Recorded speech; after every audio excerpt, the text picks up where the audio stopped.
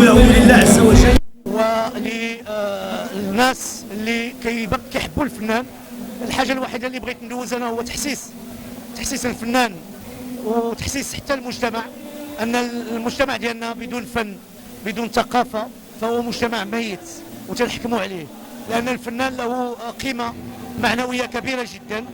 وان هذا العرس اللي فرحنا فيه الفنانه اللي هما في حاجه، فربما انا يقدر غدا ولا غدا نكون في نفس الموقف وغنكون محتاج الناس يدعموني ولو معنويا.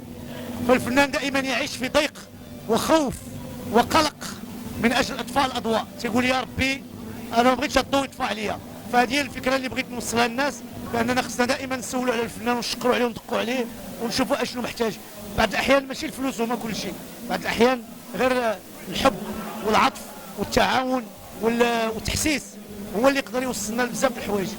فباش بلادنا تعيش في امن وامان ونعيشوا في طمانينه ونعيشوا بعاد على الخوف من الزمن من الوقت، فلازم تكون واحد تضامن بيناتنا.